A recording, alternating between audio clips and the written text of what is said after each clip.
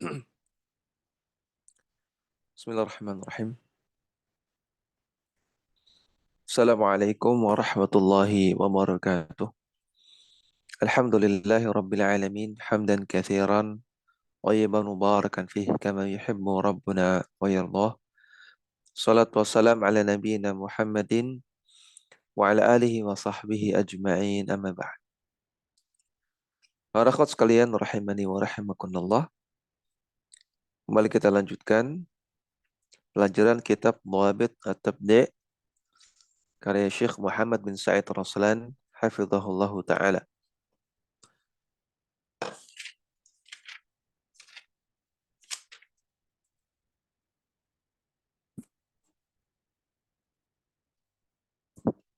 Ya, masih membahas tentang di antara kaidah dalam memvonis ahlul bid'ah adalah at-tafriq bainal bid'atil kubra wa bid'atis sughra. Bisa membedakan mana bid'ah yang besar dan mana bid'ah yang kecil.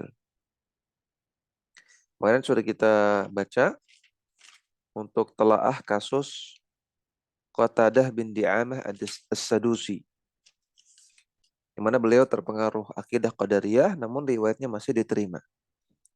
Dan para ulama menganggap syubhat Qadariyah yang menimpa Qatadah itu bid'ah sughra. Ya.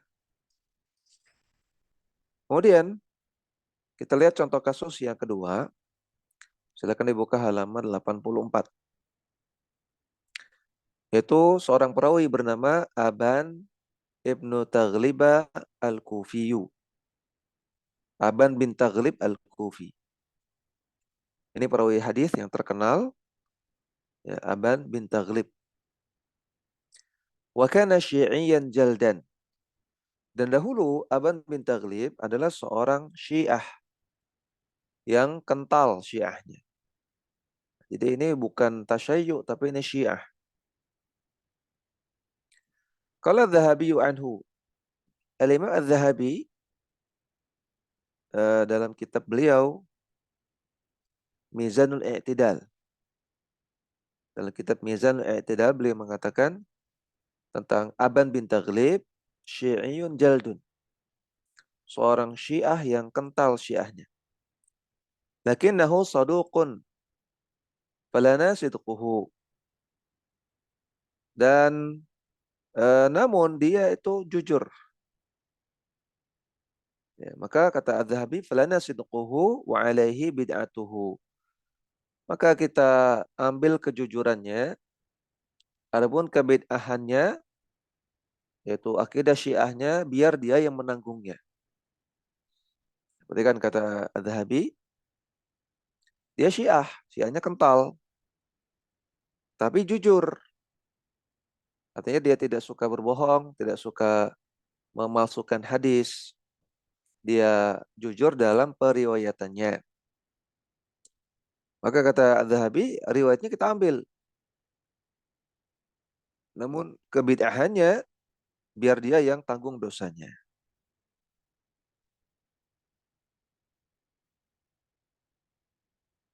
Waqad wasaqahu Ahmad bin Hanbalin.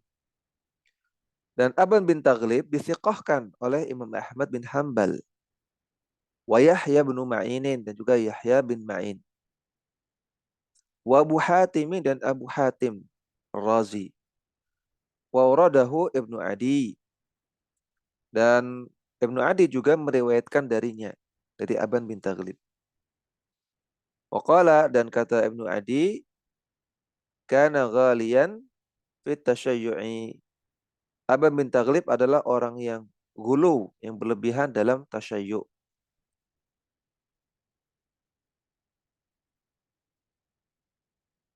Kita lihat biografi Al-Imam Ibnu Adi. Ya, catatan kaki nomor 1. Al-Imam Al-Hafidh An-Naqid Al-Jawwal. Ya, Al-Imam artinya orang yang banyak mengikutnya. Al-Hafidh artinya yang hafal 1 juta hadis. Berikut dengan sanadnya. An-Naqid artinya ahli dalam mengkritik hadis. Al-Jawwal artinya orang yang melakukan perjalanan jauh untuk menuntut ilmu. Nama kunyahnya Abu Ahmad. Nama aslinya Abdullah bin Adi bin Abdullah bin Muhammad bin Qattan Al-Jurjani. Sahibu Kitabil Kamil. Beliau adalah penulis kitab Al-Kamil Fid Du'afa. Ini kitab yang masyhur ya tentang list atau daftar para perawi yang lemah. Dan salah satunya Aban bin Taghlib. Fi Jarh wa Ta'dil, yaitu kitab dalam ilmu Jarh wa Ta'dil. Kitab Al-Kamil Fid Du'afa. Beliau lahir pada tahun 277 Hijriah. Jadi termasuk ulama mutaqaddimin. Wa kana hafizan mutqinan. Nah, beliau adalah seorang yang banyak hafalannya dan hafalannya mutqin, hafalannya sempurna. Lam yakun fi zamanihi ahadun mithluhu. Di zamannya tidak ada orang semisal beliau. Wa huwa yadhkuru fil kamili kulla man tukullima fihi bi adna syai'in. Dan beliau di dalam kitab Al-Kamil fi Du'afa menyebutkan semua perawi yang tukullima fihi. Perawi yang dipermasalahkan, bahkan bi adna syai', walaupun masalahnya ringan. Walau kana min rijalis sahihaini. Walaupun perawi tersebut termasuk perawi Sahih Bukhari Muslim. Tapi kalau ada sisi kelemahannya maka disebutkan oleh Ibnu Adi. Walakinnahu yantasiru lahu idza amkana. Namun beliau akan memberikan syahid, penguat ya, bagi perawi tersebut kalau masih memungkinkan. Beliau wafat pada tahun 365 Hijriah. Al-Imam Ibnu Adi rahimahullah. Kemudian qala Sa'diyu, Syekh As-Sa'di atau Al-Imam As-Sa'di, bukan Syekh As-Sa'di ya. Beliau mengatakan zaighun muhajirun. Aban bin Taghlib adalah orang yang menyimpang, mujahirun, yang menampakkan terang-terangan penyimpangannya. Kita lihat biografi Al-Imam As-Sa'di. Ini beda dengan Syekh As-Sa'di. Kenapa ulama kontemporer diberikan sebutan Syekh? Nah, sedangkan ulama zaman dahulu tidak diberikan sebutan Syekh. Nah, jawabannya kalau ulama zaman dahulu itu juga pakai sebutan Syekh. Ya, sebutan Syekh. Tapi biasanya yang menyebutkan Syekh itu adalah muridnya langsung. Ketika seorang ulama disebut Syekh, yang menyebut ini adalah muridnya langsung. Itu kebiasaan ulama zaman dahulu. Kemudian alasan yang kedua, kata Syekh Saleh Al-Utsaimin, Syekh Saleh Al-Utsaimin, hafizahullah, bahwasanya orang-orang ulama zaman dahulu itu sudah diketahui kemuliaannya.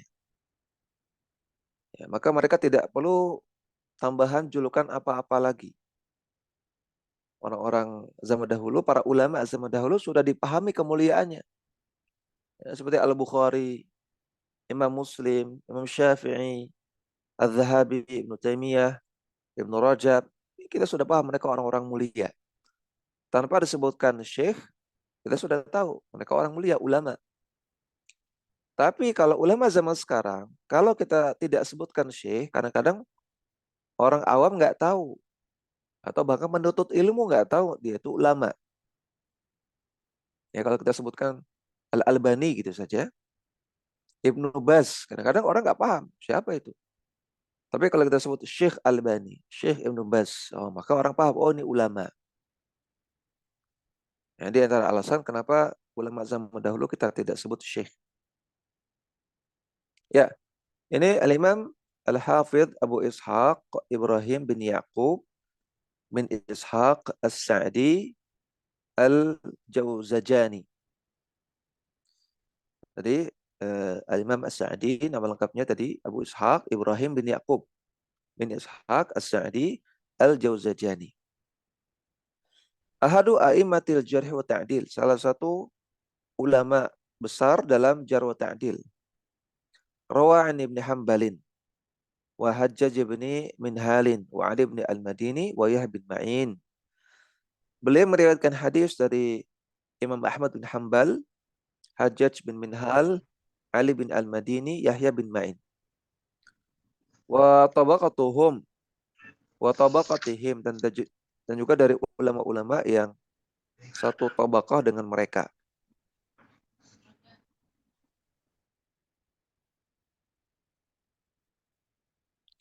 Wa rawa anhu Abu Dawud wa Tirmidzi wa Nasa'i. Kemudian Al-Imam As-Sa'di ini meriwayatkan darinya beberapa ulama lain. Berarti ini murid-muridnya. Di antara muridnya adalah Abu Dawud, ya, yang punya Sunan Abu Dawud, At-Tirmidzi yang punya Sunan Tirmidzi, An-Nasa'i yang punya Sunan An-Nasa'i. Demikian juga Abu Zur'ah Ar-Razi, Abu Hatim Ar-Razi, Muhammad bin Ishaq bin Khuzaimah atau Ibnu Khuzaimah, wa tabaqatihim, dan ulama-ulama yang satu tabaqah, satu tingkatan dengan mereka. Kemudian Al-Imam As-Sa'di wafat pada tahun 259 Hijriyah. Berarti beliau juga ulama mutaqaddimin.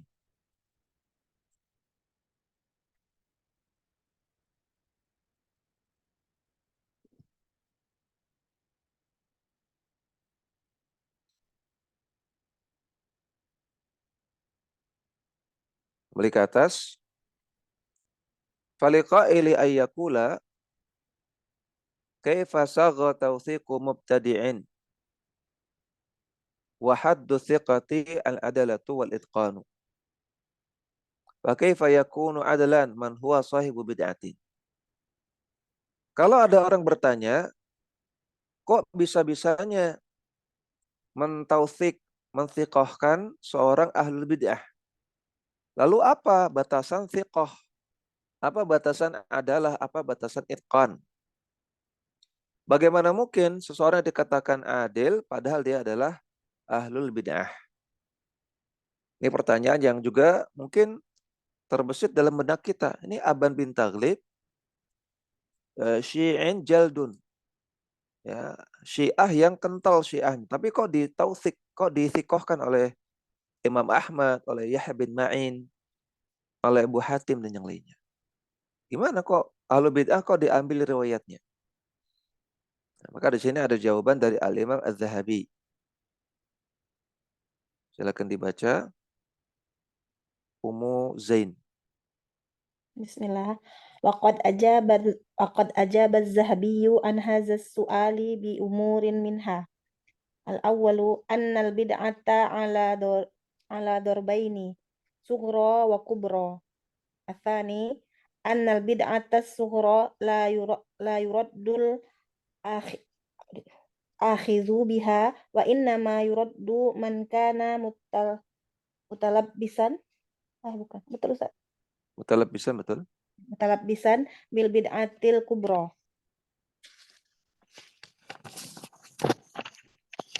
Asalis annal bid'atal kubra karro karrafadi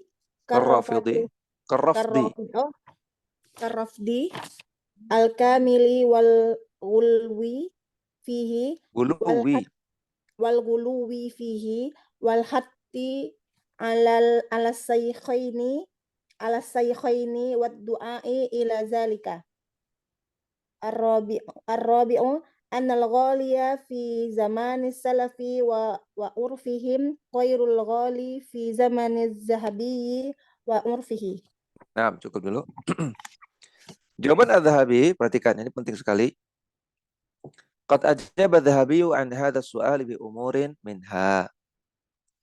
Al-Imam Az-Zahabi menjawab pertanyaan ini dengan beberapa poin di antaranya. Yang pertama, anal bid'ata ala darbain. Bid'ah itu ada dua macam. Yang pertama, bid'ah sughra, yang kedua bid'ah kubra. Ini sudah kita baca. Yang kedua, anal bid'ata sughra la yuraddul akhidhu biha. Kalau seseorang itu bid'ahnya bid'ah sughra, maka riwayat dia tidak ditolak. Wa inna ma yuraddu man kana mutalabbisan bil bid'atil kubra. Namun yang ditolak adalah orang yang dia mutalabbis, yang dia sudah tenggelam dalam bid'ah kubra, bid'ah yang besar, yang parah. Yang ketiga, annal bid'atul kubra karafdil kamili wal ghulu fihi. Contoh bid'ah kubra adalah seperti Syiah Rafidhah. Syiah Rafidhah yang kental dan dia gulu dalam akidah Syiahnya. Wal hatti ala syaikhaini, dan mencela syekhain, mencela Abu Bakar dan Umar. Wad du'ai ila dzalika, dan mendakwahkannya. Mendakwahkan keyakinan Syiah dan juga mendakwahkan orang, mengajak orang untuk mencela Abu Bakar dan Umar.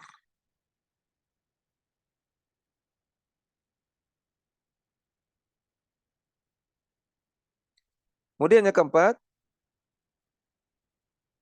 annal ghaliya fi zamanis salafi wa urfihim ghairul ghali fi zamaniz zahabi wa urfihi.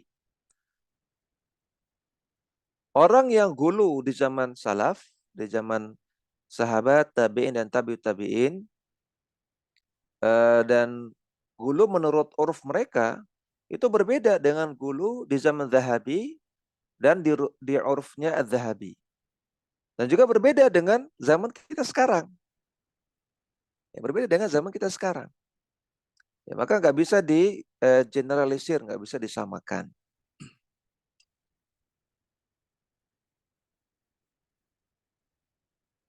Ya, kemudian masih lanjut.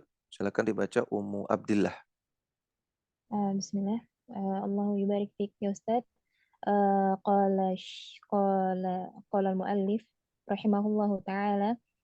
ثم قال الذهبي ولم يكن أبان بن تغلب يعرض للشيخين أصلا بل قد يعتقد عليا أفضل منهما.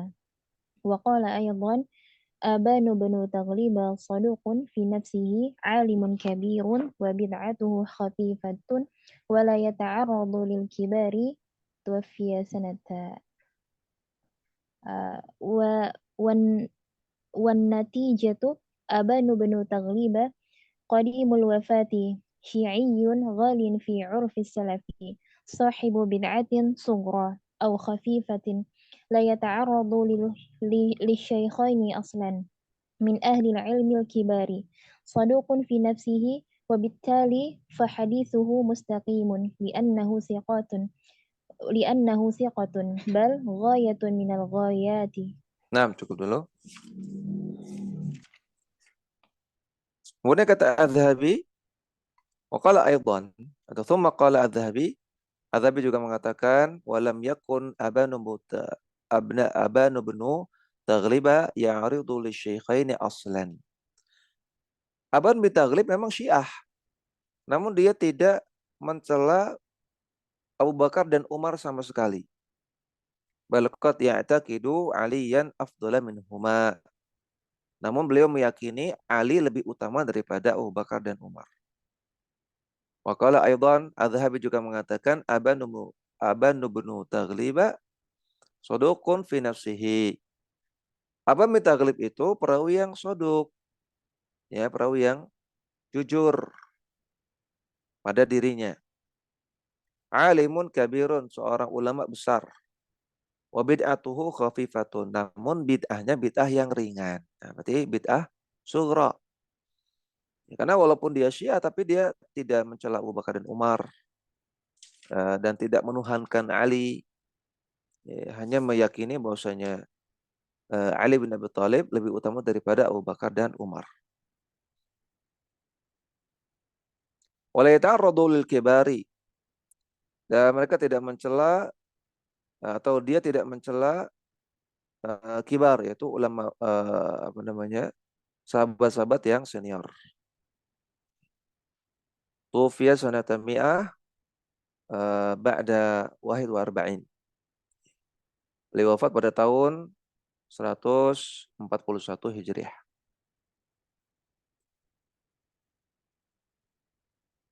Wan natijatu, intinya Aban bin Taghliba qadimul wafati. Aban bin Taghlib itu meninggalnya sudah lama. 141 Hijriah.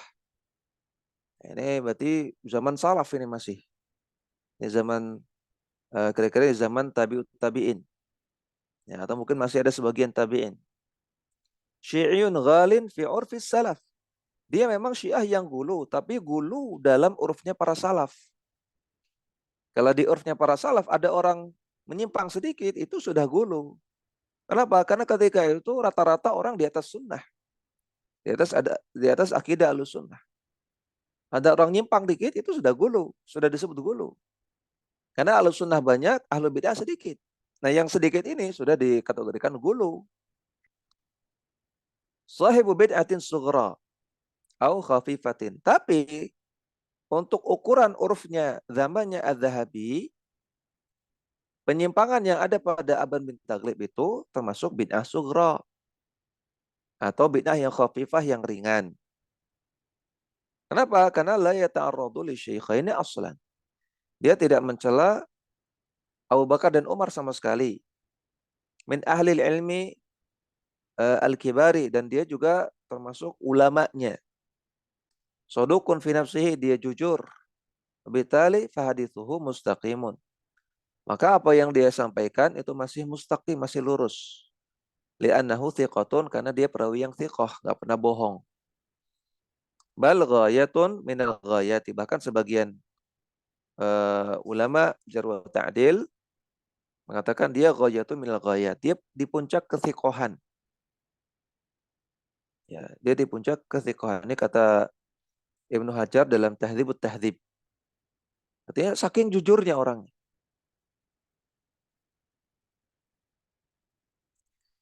Nah, maka perhatikan ya, di sini Ahlul Bid'ah tentunya kita nggak boleh belajar sama dia.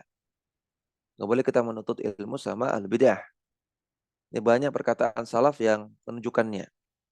Tapi masalah perkataan dia diterima atau tidak, kalau dia orang yang jujur, maka masih bisa diterima perkataannya. Kalau dia menyampaikan sesuatu dalam urusan agama, dan dia Ahlul Bid'ah yang jujur, ya dia jujur, perkataan nggak pernah bohong, maka masih bisa diterima perkataannya.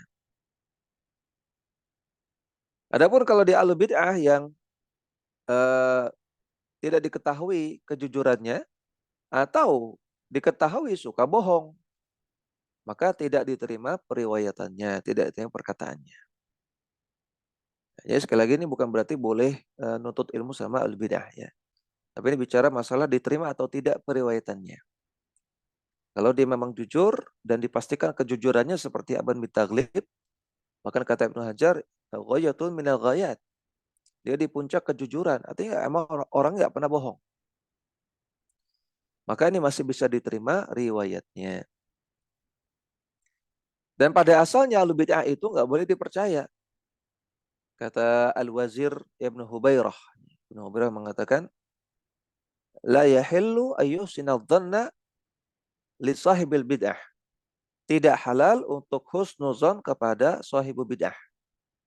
Tidak halal untuk husnuzon kepada ahli bid'ah. Ya, kalau ahli bid'ah itu tidak diketahui jujur atau tidaknya, maka kita suuzon sama dia. Karena dia ahli bid'ah. Ya, tidak halal untuk husnuzon. Artinya dia kita anggap sebagai orang yang pembohong. Kalau tidak diketahui asalnya, tidak diketahui keadaannya.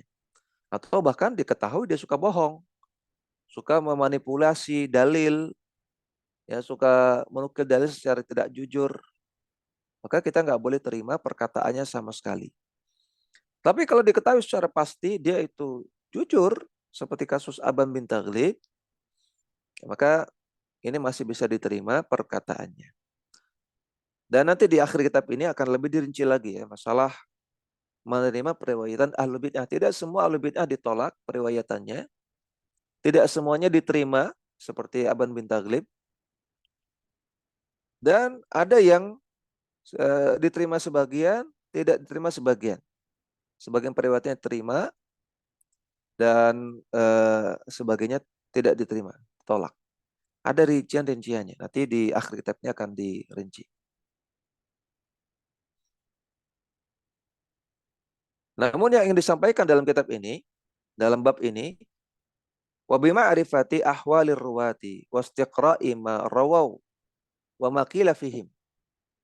Dengan mengetahui keadaan perawi hadis atau seorang ulama, dan dengan menelusuri apa saja yang mereka riwayatkan, dan juga menelusuri perkataan para ulama tentang orang tersebut. Ma ma'rifati azminatihim, dan juga dengan mengetahui tentang zaman mereka hidup. Maka yumkinu ma'rifatu al-ghali fi tashayyu'ihi. Maka bisa kita ketahui apakah dia itu orang yang gulu dalam tasyayyu'nya, min ghairihi, ataukah yang bukan orang yang gulu. Li'annahu kama taqarrara al-ghuluwu fi tasyayyu'i inda salafi ghairu ghuluwi indal mutaakhirin. Sebagaimana ditegaskan oleh para ulama bahwasanya gulu dalam tasyayyu' di zaman salaf itu berbeda dengan gulu dalam tasyayyu' di zaman ulama mutaakhirin, apalagi di zaman kita.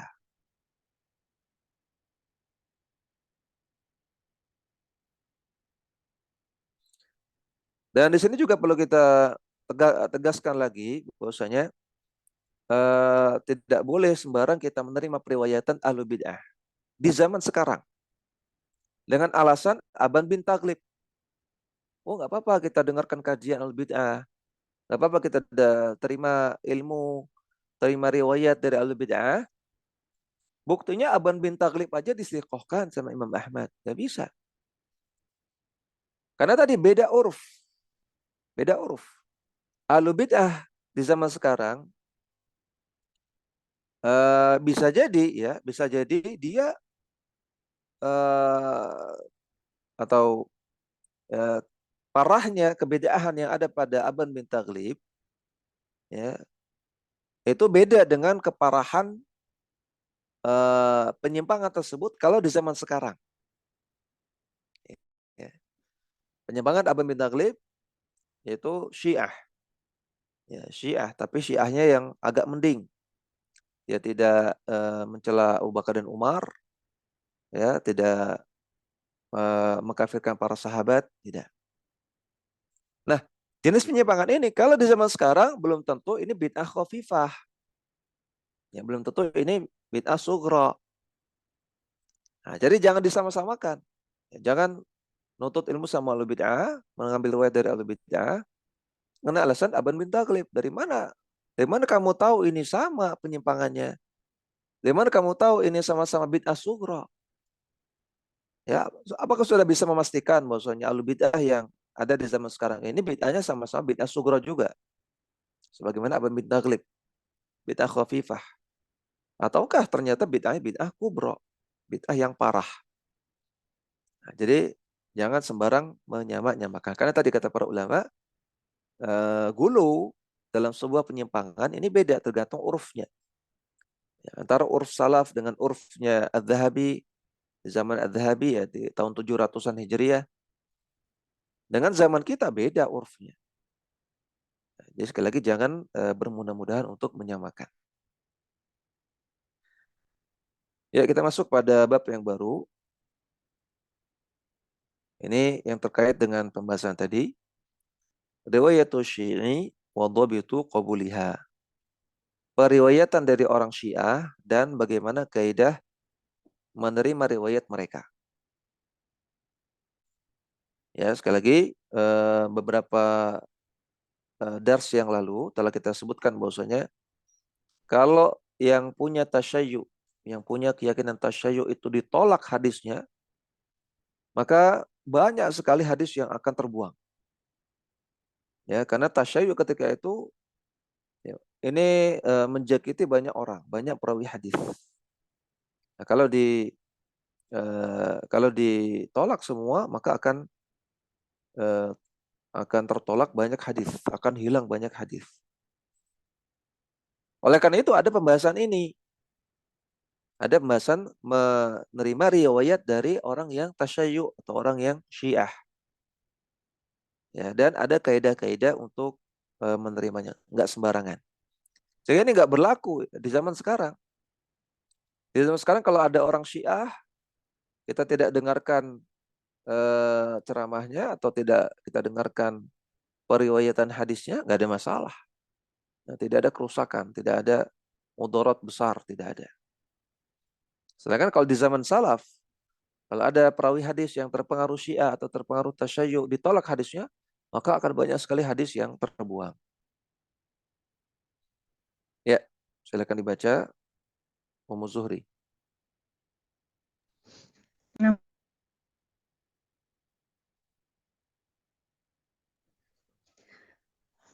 قال المؤلف رحمه الله تعالى أخرج البخاري ومسلم أو أحدهما ل26 راويا ممن رموا بالتشيع وقد ذكرهم السيوطي في تدريب الراوي وقال هؤلاء رموا بالتشيع وهو تقديم علي على الصحابة. Nah, cukup dulu. Akhrajal Bukhari wa Muslimun au ahaduhuma bi 26 rawiyan. Imam Bukhari dan Imam Muslim dalam Sahih Bukhari dan Sahih Muslim atau salah satunya, hanya Sahih Bukhari saja atau Sahih Muslim saja, meriwayatkan kurang lebih ada 26 perawi mimman rumu bitasyayu'i, yang tertuduh tasyayyu, memiliki keyakinan tasyayyu. Wa qad dzakarahum as-Suyuti fi tadribir rawi, dan nama-nama mereka disebutkan oleh As-Suyuti dalam kitab Tadribur Rawi. Nah, jadi dalam Sahih Bukhari dan Sahih Muslim, ini dua kitab yang paling sahih setelah Al-Quran. Di sana ada perawi hadis, di dalam sanadnya ada perawi hadis yang tertuduh Syiah. Tertuduh di sini bisa jadi iya, bisa jadi enggak. Tertuduh tasyayyu. Wa qala haula'i rumu bitasyayyu'i. Kata As-Suyuti, 26 orang ini rumu bitasyayyu, tertuduh tasyayyu. Dan tasyayyu adalah wahwa taqdimu aliyin ala sahabati, mengunggulkan Ali dibandingkan semua sahabat yang lain, termasuk Abu Bakar dan Umar. Silakan dibaca Ummu Zain.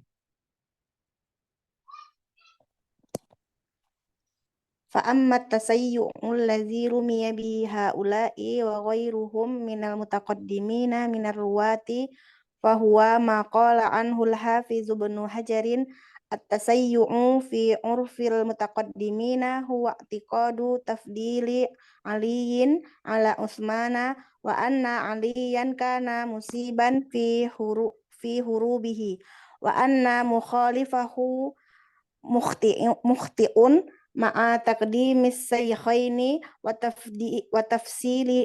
وتفضيلهما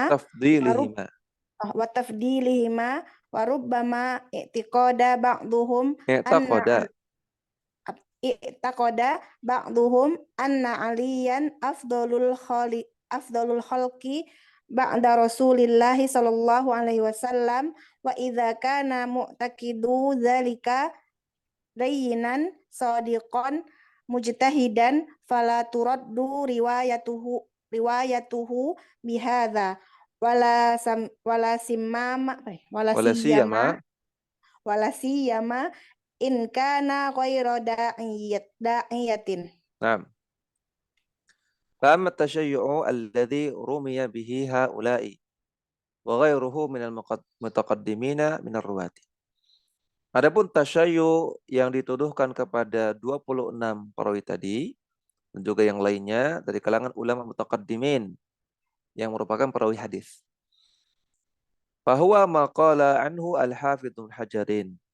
Maka tasyayyu ini sebagaimana dikatakan oleh Ibnu Hajar, at-tasyayyu fi 'urfil mutaqaddimin.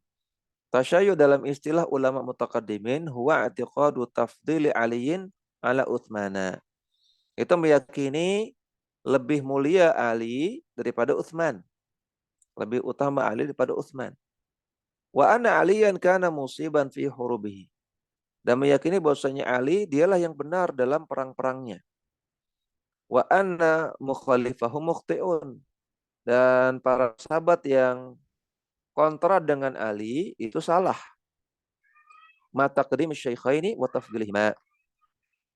Namun orang yang tasyayyu tadi masih mengunggulkan Abu Bakar dan Umar ya daripada Ali. Wa tafdilihima, dan mengunggulkan Abu Bakar dan Umar. Hanya mengunggulkan Ali daripada Utsman saja, tapi kalau dengan Abu Bakar dan Umar, maka masih lebih mulia Abu Bakar dan Umar. Ini tasyayyu di zaman salaf, di zaman ulama mutaqaddimin.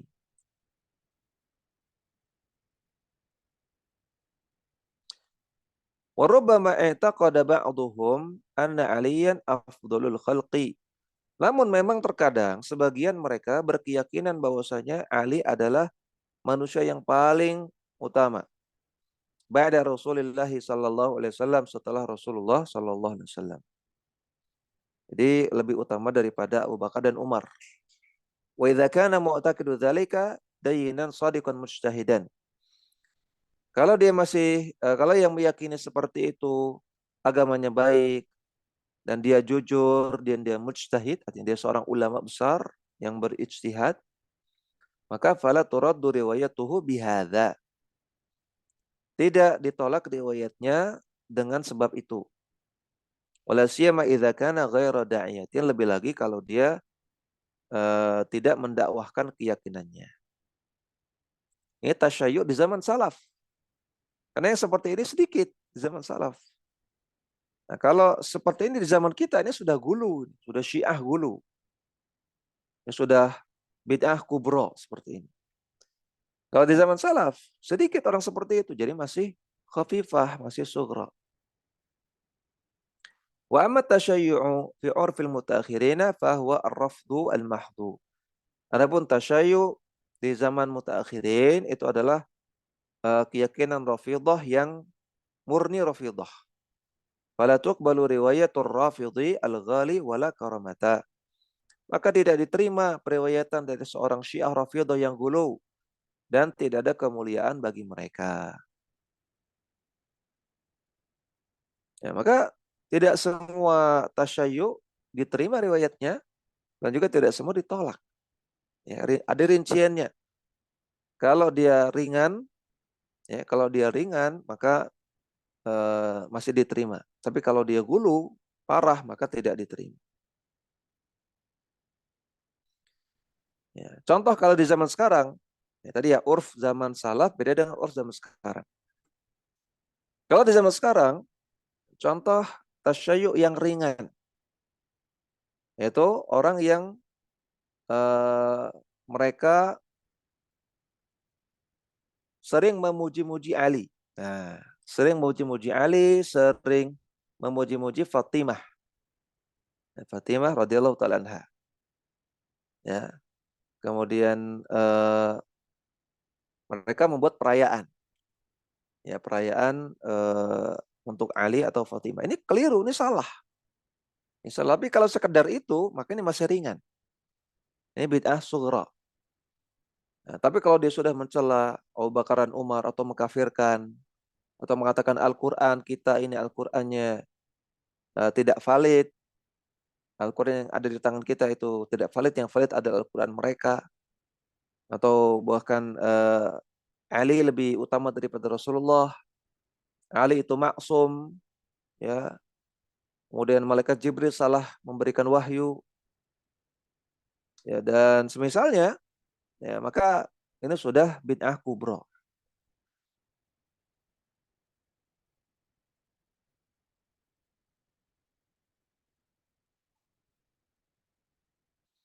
Ya, silakan dibaca Ummu Abdillah.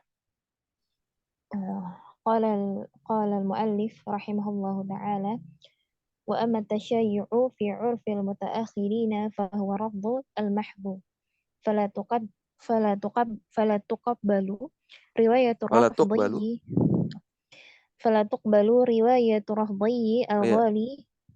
ini kayaknya salah. Fasyi'u al-ghali di zaman salaf, halaman 88. نعم أستاذ. فالشيعي الغالي في زمان السلف وعرفهم هو من تكلم في عثمان والزبير وطلحة ومعاوية وطائفة ممن حارب عليا رضي الله عنه وتعرض لسبهم. والغالي بعد ذلك هو الذي يكفر هؤلاء السادة ويتبرأ من الشيخين أيضا، فهذا ضل معثر. Nah, fasyi'iyyu al-ghali. Maka Syiah yang hulu fi zaman salafi wa urfihim, di zaman salaf dan menurut uruf mereka. Huwa man takallama fi Utsmana. Itu orang yang sekedar membicarakan secara negatif, Utsman bin Affan. Demikian juga Az-Zubair bin Awam. Demikian juga Thalha bin Ubaidillah. Dan juga Muawiyah bin Abi Sufyan.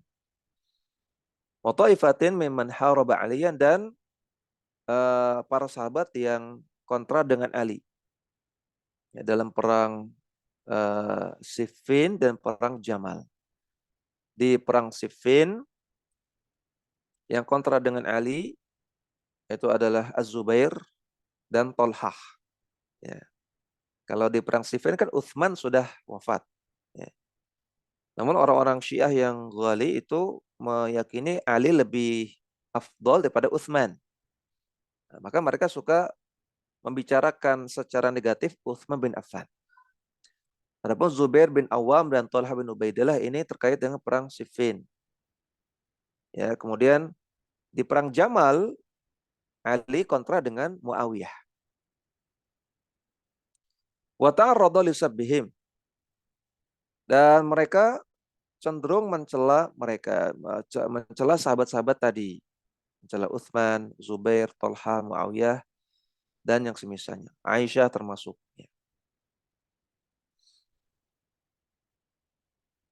Ya, Aisyah radhiyallahu ta'ala anha itu terlibat dalam perang Siffin.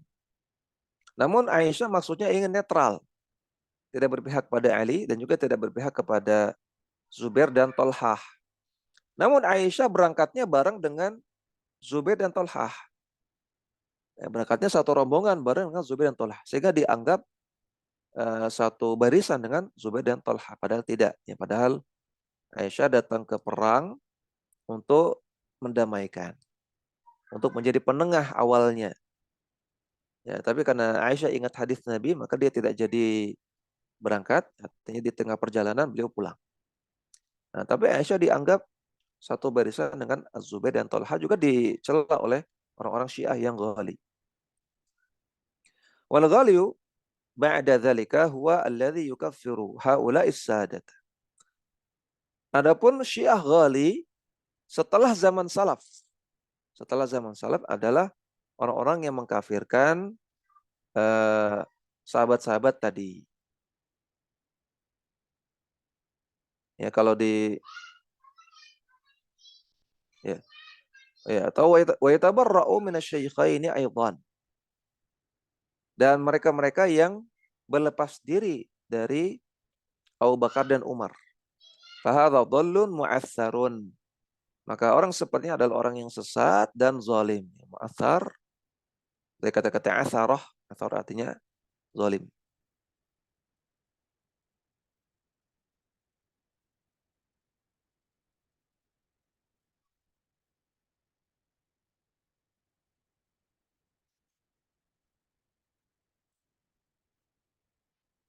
Walihada qala Adz-Dzahabi fi Aban bin Taghliba. Oleh karena itu, Adz-Dzahabi bicara tentang Aban bin Taghlib, Syi'iyun jaldun. Seorang Syiah yang kental. Lakinnahu saduqun. Namun dia jujur, maka bagi kami kejujurannya, bagi dia kebid'ahannya. Dan Aban bin Taghlib tidak mencela Abu Bakar dan Umar sama sekali, namun hanya meyakini bahwasanya Ali lebih utama daripada Utsman. Lebih utama daripada Abu Bakar dan Umar. Kemudian Ummu Zuhri. Wala ولا معنى لقوله شيعي جلد إلا أنه قال في شيعيته ولكنه الغلو الذي ذكره الذهبي لا غلو المتأخرين ولذلك جعل غلو التشيع في عرف السلف بدعة صغرى. Nah, wala ma'na liqaulihi syi'iyun jaldun. Dan apa yang dikatakan oleh Adz-Dzahabi di atas bahwasanya Aban bin Taghlib itu syi'iyun jaldun, syiah yang kental. Ini tidak ada makna apa-apa kecuali hanya annahu ghalin fi syi'iyatihi. Bahwasanya Aban bin Taghlib itu gulu syi'iyun ghali, ya. Asyi al-ghali, syiah yang gulu. Walakinnahu al-ghulu alladhi dzakarahu Adz-Dzahabi la ghuluwul mutaakhirin. Namun gulu yang disebutkan oleh Adz-Dzahabi di atas itu bukan gulu dalam urufnya mutaakhirin. Lidzalika ja'ala ghuluwat tasyayyu'i fi urfis salafi bid'atan sughra. Namun maksudnya adalah gulu dalam istilah salaf. Syi'i gulu dalam istilah salaf. Sehingga beliau jadikan ini sebagai bid'ah sughra. Ya, bukan bid'ah. Karena yang dibicarakan tentang orang yang ada di masa salaf. Jadi Aban bin Taghlib wafatnya tahun 141 Hijriah. Masih di zaman salaf. Jadi mungkin itu sebabnya Adz-Dzahabi pakai istilah dengan urf salaf, bukan urfnya Adz-Dzahabi.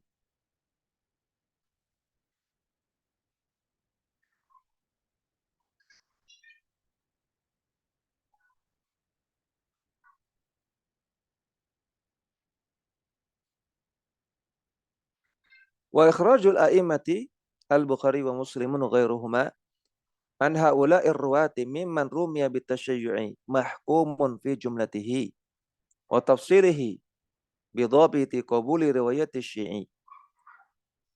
Dan fakta bahwasanya Al-Bukhari dan Muslim serta ulama yang lain itu meriwayatkan hadis dari perawi-perawi tersebut yang tertuduh dengan tasyayyu. Maka semua itu mahkumun, diatur fi jumlatihi wa tafsirihi secara umum dan secara rinci. Bidhabiti qabuli riwayati syi'i, diatur dengan kaidah-kaidah dalam menerima periwayatan orang Syiah. Jadi ada aturannya, enggak sembarangan. Bahwa aturannya adalah pertama, an yakuna saduqan, dia harus perawi yang jujur. Yang kedua, wa alla yakuna ghaliyan fi tashayyu'ihi ghuluwal mutaakhirina. Tidak boleh orang Syiah yang gulu. Tapi gulu dalam istilah mutaakhirin. Karena kalau gulu dalam istilah salaf itu termasuk ringan. Wala ba'sa fi qabulihi in kana ghaliyan al-ghulu alladhi rasadahu as-salafu wa wasafuhu. Dan tidak mengapa kalau dia adalah Syiah yang gulu, tapi gulu dalam istilah salaf. Wa bi syarti alla yakuna da'iyan ila bid'atihi. Dan yang keempat, dia harus bukan yang mendakwahkan kebid'ahannya, bukan mendakwahkan keyakinan Syiahnya. Ada 4 kaidah. Pertama, harus jujur. Yang kedua, bukan gulu. Yang ketiga, gulunya di sini adalah gulu dalam istilah mutaakhirin. Yang keempat, bukan orang yang mendakwahkan akidah Syiahnya. Dan ini dalam rangka untuk menyelamatkan hadis-hadis Nabi, ya. Sekali lagi, Imam Bukhari Muslim menerima periwayatan dari orang Syiah dengan 4 kaidah ini, dengan 4 aturan ini, itu dalam rangka untuk membela hadis-hadis Nabi supaya tidak terbuang, supaya tidak tertolak. Karena inti periwayatan hadis kan untuk memastikan ini perkataan Nabi. Sehingga poin yang paling penting di situ adalah kejujuran. Ya, poin yang paling penting adalah kejujuran. Sehingga selama perawinya jujur dan dia bukan ahlu bid'ah yang sesat, yang mana kalau dia ahlu bid'ah sesat nggak bisa dikatakan jujur. Dia jujur fi nafsihi, secara nature-nya memang orangnya jujur, dan bukan ahlu bid'ah yang sesat parah, sehingga masih ada kemungkinan dia jujur, maka diterima riwayatnya. Sehingga ini nggak berlaku ya untuk zaman sekarang. Karena di zaman sekarang hadis-hadis Nabi sudah dibukukan. Ya, tidak ada hadis Nabi yang tersembunyi, tidak ada. Semua sudah terbukukan. Adapun di zaman dahulu para ulama melakukan itu, menerima periwayatan para perawi yang Syiah untuk menyelamatkan hadis-hadis Nabi.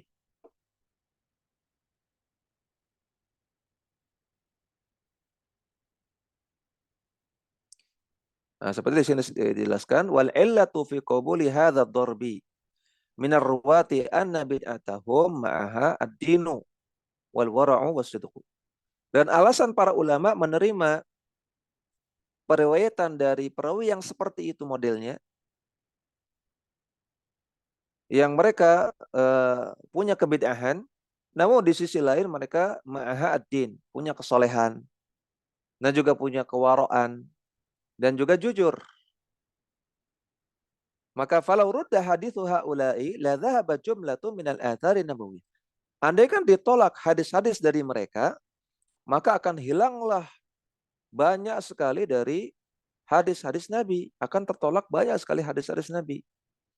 Wa hadhi mafsadatun bayyinatun. Dan ini adalah kerusakan yang sangat besar. Wa fi qabuli hadha ad-darbi min ar-ruwati bi dhabbiti al-mutaqaddimi. Demikian juga alasannya kedua, diterimanya periwayatan dari perawi yang seperti itu dengan aturan yang sudah disebutkan tadi.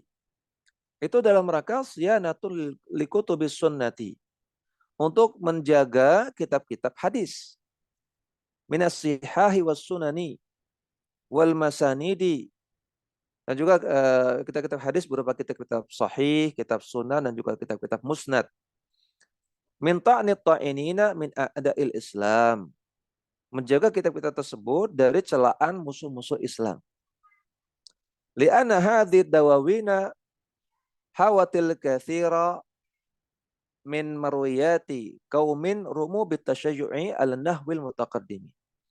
Karena kitab-kitab hadis tersebut itu memuat banyak sekali periwayatan sebagian orang yang tertuduh tasyayu dengan model yang sudah kita sebutkan tadi, bukan tasyayu secara umum.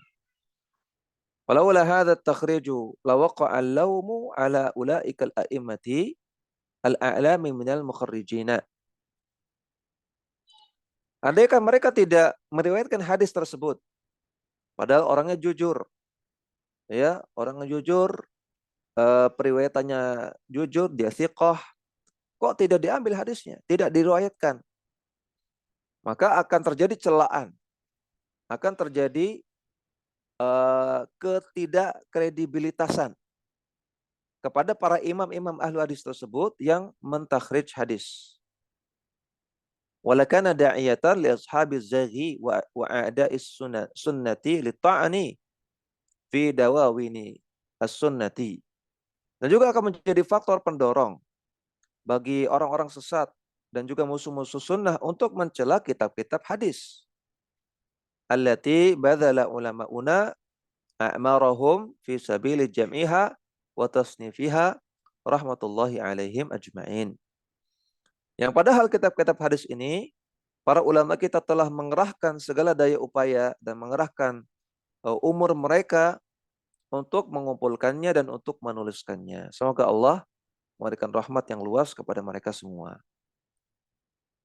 Alasan yang ketiga, wa fil qabuli bi hadzal dhabiti aidan tawassu'un bainal qailina bi adami qabuli riwayati kulli man fihi tashayyu'un. Menerima periwayatan dari perawi-perawi yang demikian dengan aturan yang demikian, yaitu tawassutun, bukan tawassu'un, tawassutun, merupakan sikap moderat, sikap pertengahan di antara orang-orang yang membahas masalah ini, masalah diterima atau tidaknya periwayatan orang yang ada tasyayyu di dalamnya. Ya, jadi ada dua kubu ekstrim. Kubu yang pertama adalah yang menerima secara mutlak semua perawi yang tasyayyu. Kubu ekstrim kedua adalah yang menolak secara mutlak. Nah, kubu yang pertengahan adalah yang tadi menerima dengan syarat. Menerima dengan syarat. Dengan syarat dia jujur, bukan yang gulu, dan gulunya gulu dalam artian mutaakhirin. Dan dia tidak mendakwahkan. Nah, maka ini pertengahan. Tidak menerima semua dan juga tidak menolak semua, tapi menerima dengan syarat. Wa fi hadza min al-ijhafi wad-darari ma fihi.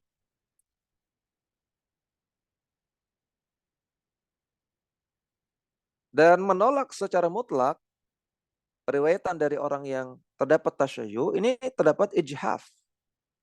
Ya, terdapat uh, uh,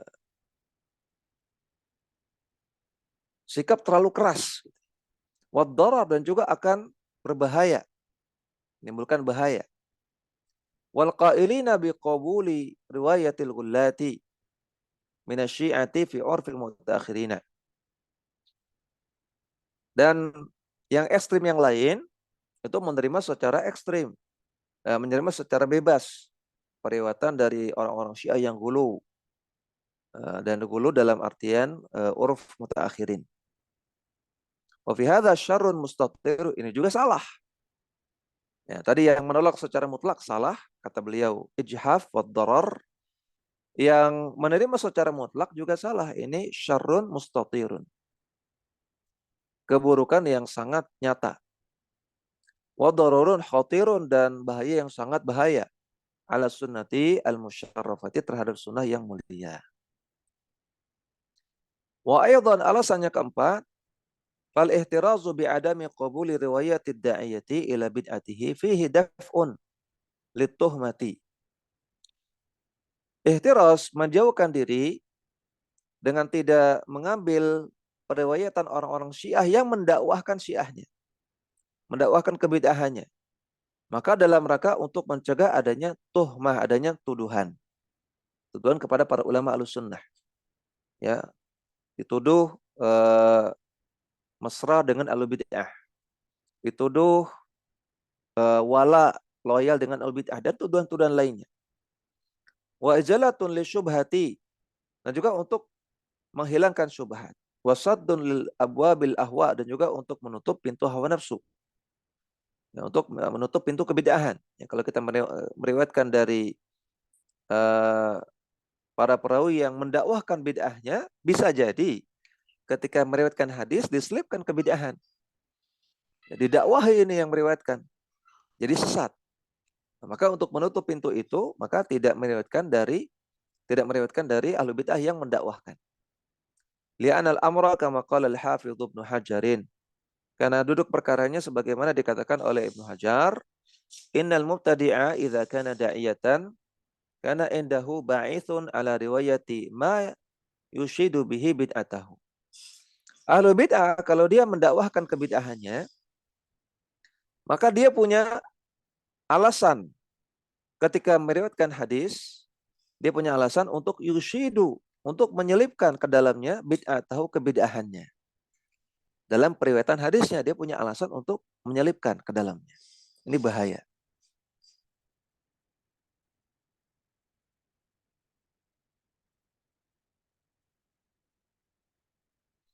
Nah, maka di sini kita lihat ya, beda antara ahlu bid'ah yang mendakwahkan dengan ahlu bid'ah yang tidak mendakwahkan. Dan kata Syekh Sulaiman Ar-Ruhaili, ya, hafizahullah ta'ala, istilah ahlu bid'ah di zaman sekarang. Ya, istilah ahlu bid'ah di zaman sekarang itu ada 3 jenis orang. Ya, yang pertama, orang-orang ahlu bid'ah yang mendakwahkan bid'ahnya. Ustadznya, ulamanya, kiainya. Nah, ini ahlu bid'ah. Yang kedua, yang membantu tersebarnya kebid'ahan.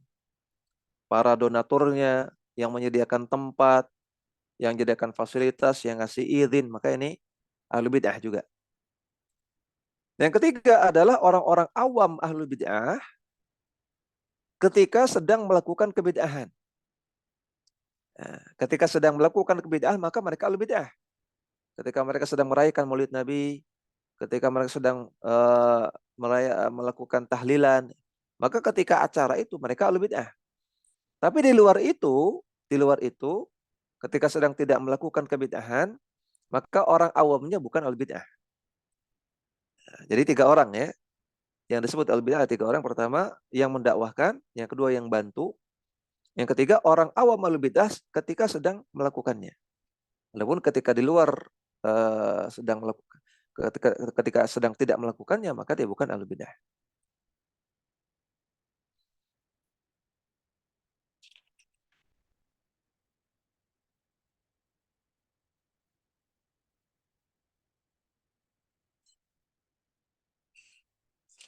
Ya, kita lanjutkan.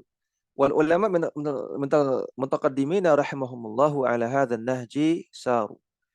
Dan para ulama mutaqaddimin inilah metode yang mereka jalankan.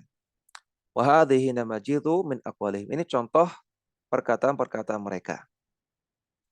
Al-Imam Ahmad bin Hambal ketika bicara tentang Fitr bin Khalifah yang merupakan salah satu perawi yang digunakan oleh Al-Bukhari makrunan bi ghairihi. Namun digandeng dengan perawi yang lain. Berarti Al-Bukhari tidak secara bebas menggunakan Fitr bin Khalifah, namun ada perawi lain yang menguatkan, ada mutaba'ahnya. Wal baquna siwa Muslim. Dan juga semua ulama hadis yang lain selain Imam Muslim mengatakan bahwasanya Fitr bin Khalifah itu thiqatun salihul hadis, thiqah, hadisnya bagus. Hadithuhu hadithu rajulin kaisin. Hadis dia adalah sebagaimana perkataan orang yang cerdas.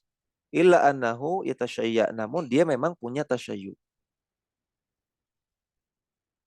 Al-Imam Ibnu Ma'in bicara tentang Fudail bin Marzuq alladzi rawalahu Muslim ghair. Yang riwayatnya digunakan oleh Imam Muslim dan ulama hadis yang lain.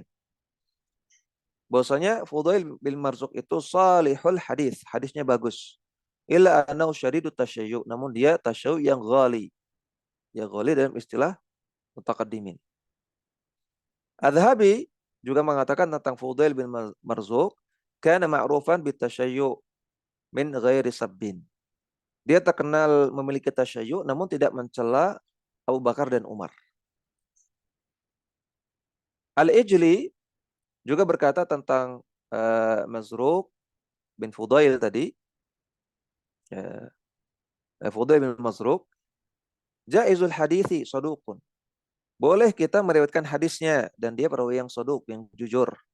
Wa kana fihi tasyayyu, namun ada tasyayyu dalam dirinya. Tentang Al-Ijli, beliau Al-Imam Al-Hafidh Az-Zahid. Kunyahnya Abul Hasan, namanya Ahmad bin Abdullah bin Saleh bin Muslim Al-Ijli Al-Kufi. Kata Az-Zahabi, lahu musannafun mufidun fil jar wa ta'dil. Dia punya tulisan yang sangat bermanfaat dalam ilmu jar wa ta'dil. Wa tali'atuhu, dan beliau orang yang menelaah secara mendalam ya ilmu jar wa ta'dil. Alaqtu minhu fawaida tadullu ala tabahurihi bisinati. Dan aku mencatat beberapa faidah dari kitab beliau dan ternyata itu menunjukkan beliau adalah tabahur, orang yang luas ilmunya dalam bidang ini. Wa sa'ati hifdhihi, dan orang yang sangat kuat hafalannya. Banyak hafalannya. Meninggal tahun 261 Hijriah. Kemudian Ibnu Adi bicara tentang Fudail bin Marzuq. Kata beliau, indi annahu idza wafaqa thiqata yuhtaju bihi. Menurut saya, kata Ibnu Adi, kalau Fudail bin Marzuq itu periwayatannya sesuai dengan periwayatan perawi thiqah yang lain, maka yuhtaju bihi, bisa menjadi hujjah. Al-Imam Abdul Razak bin Hammam As-San'ani, ya, penulis kitab Al-Musannaf, Musannaf Abdul Razak, meriwayatkan dari Fudail bin Marzuq tadi. Wa kana yatashayya, dan kata beliau dia ada tasyayyu. Kemudian Aban bin Taghlib juga digunakan riwayatnya oleh Imam Muslim dalam Sahih Muslim. Padahal kata Az-Zahabi dia adalah syi'iyun jaldun, syiah yang kental. Dan juga kata Az-Zahabi huwa saduqun fi nafsihi, dia jujur. Alimun kabirun, ulama besar. Dan bid'ahnya bid'ah yang ringan dan tidak mencela para sahabat yang kibar. Fahaula'il a'immatu wal hufadhul kibaru la yutrahu hadithuhum min ajli yasiri tashayyu'in fihim. Maka lihat mereka para ulama-ulama besar seperti Al-Bukhari, Muslim, kemudian Abdul Razak As-San'ani, Ibnu Adi dan yang lainnya, tidak membuang hadis-hadis mereka hanya gara-gara adanya periwayatan perawi yang tasyayu'nya ringan. Wa illa dhahaba jumlatun min al-athar nabawiyyati. Kalau itu mereka lakukan, kalau dibuang, maka akan hilanglah banyak sekali hadis-hadis Nabi. Wa hadhihi mafsadatun bayyinatun. Dan ini adalah kerusakan yang sangat nyata.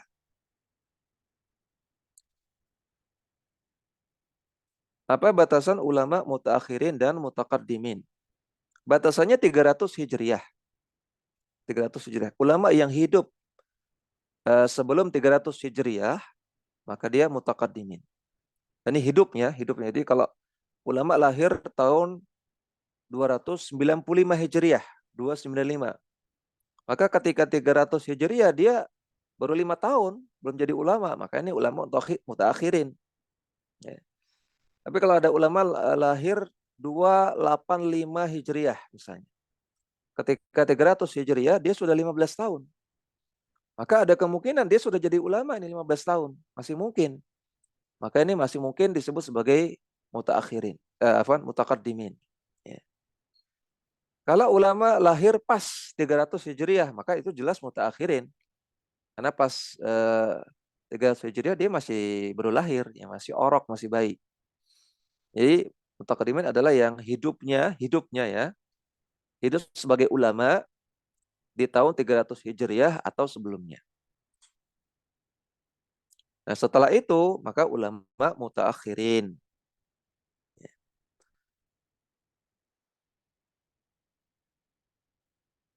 Di grup keluarga ada salah satu kerabat yang perkataannya selalu jujur dan hampir tidak pernah gibah. Namun dia taklid, buta dengan gurunya yang hizbiyah. Dia beberapa kali share hadis maudhu dan amalan-amalan kebid'ahan.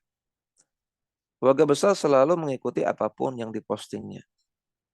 Karena kredibilitasnya. Bagaimana sikap kami seharusnya terhadap hal tersebut? Suka posting hadis maudhu, maka ini bukan orang jujur. Ya, enggak dikatakan orang jujur. Orang jujur tidak hanya jujur kepada manusia, tapi jujur juga dalam masalah agama. Ya, orang yang akhlaknya baik, itu bukan hanya yang baik kepada sesama manusia, tapi juga baik kepada Allah Subhanahu wa taala. Akhlak itu ada dua, ada akhlak kepada manusia, hablum minan nas, akhlak kepada Allah, hablum minallah. Orang yang akhlaknya baik, dia katakan akhlak yang baik itu yang dua-duanya. Kepada manusia baik, kepada Allah baik.